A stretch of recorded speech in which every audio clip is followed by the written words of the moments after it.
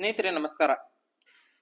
300ಕ್ಕೂ ಅಧಿಕ ಪ್ರಾಣಿಗಳನ್ನು, 500ಕ್ಕೂ ಅಧಿಕ ಪಕ್ಷಿಗಳು, 3000ಕ್ಕಿಂತ ಅಧಿಕ ಗಿಡ ಮರಗಳು, 7ರಿಂದ 8 ಪೆಂಗ್ವಿನ್ಗಳನ್ನು ಹೊಂದಿರತಕ್ಕಂತ 1862ರಲ್ಲಿ ನಿರ್ಮಾಣಗೊಂಡ ಮುಂಬೈ ಝೂ ನೋಡಕಂತ ನಾ ಬಂದೇನಿ. ಮೊದಲು ಇದಕ್ಕ ವಿಕ್ಟೋರಿಯಾ ಗಾರ್ಡನ್ ಅಂತಾನು ಕರಿತಿದ್ರು. ಮುಂದ 1969ರಾಗ ರಿನೇಮ್ ಮಾಡ್ತಾರ. ಛತ್ರಪತಿ ಶಿವಾಜಿ ಮಹಾರಾಜರ ತಾಯಿಯಾದಂತ ವೀರಮಾತೆ ಜೀಜಾಬಾಯಿ ಭೋಸ್ಲೆ ಉದ್ಯಾನ ಮತ್ತು ಝೂ ಅಂತೇಳಿ ಇದಕ್ಕ ಬೈಕಲಾ ಸ್ಟೇಷನ್ ದಿಂದ ಎಕ್ದಮ್ ನಿಯರ್ ಇರೋದ್ರಿಂದ ಬೈಕಲಾ ಝೂ ಅಂತೇಳಿ ಕರೀತಾರ. ಆಮೇಲೆ ರಾಣಿಸ ಭಾಗ, ಮುಂಬೈ ಝೂ ಅಂತಾನು ಬೇರೆ ಬೇರೆ ಹೆಸರುಗಳಿಂದ ಇದನ್ನ ಕರೀತಾರ. ಇಲ್ಲಿ ಎಲ್ಲಾ ತರದ ಪ್ರಾಣಿಗಳದಾವ.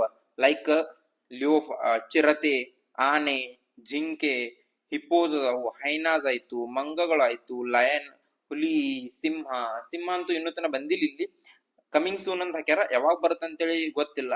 ಕಾಡಾನೆ, ಪೆಂಗ್ವಿನ್, ಈ ತರದ ಎಲ್ಲಾ ತರದ ಒಂದು ಪ್ರಾಣಿಗಳು ನಿಮಗ್ ನೋಡಕ್ ಸಿಗ್ತಾವ. ಆಮೆ ಆಯ್ತು, ಏನ್ ಎಲ್ಲಾ ನಿಮ್ಗೆ ಯಾವ ತರದ ಪ್ರಾಣಿಗಳು ಬೇಕು ಎಲ್ಲಾ ತರದ ವಿಶೇಷ ಪ್ರಾಣಿಗಳು ಇಲ್ಲಿ ನಿಮಗ್ ನೋಡಕ್ ಸಿಗ್ತಾವ. ಜಿಂಕೆ, ತೋಳ, ಪ್ರತಿಯೊಂದನು ಇಲ್ಲಿ ನಿಮಗ ನೋಡಕ್ ಸಿಗ್ತತಿ.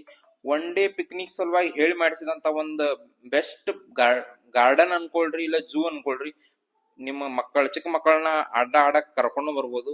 ಯಾಕಂದ್ರೆ ಇಲ್ಲಿ ಡೋರೆಮನ್ ಆಯ್ತು, ಒಳ್ಳೆ ತರದ ಗಾರ್ಡನ್ ಆಯ್ತು, ಸಿಕ್ಕಾಪಡೆ ಎಂಜಾಯ್ ಮಾಡ್ಬೋದು. ಯಾವಾಗಾದ್ರೂ ಮುಂಬೈಗೆ ಬಂದ್ರೆ ಅಂದ್ರೆ ಮಸ್ಟ್ ವಿಸಿಟ್ ಕೊಡ್ರಿ.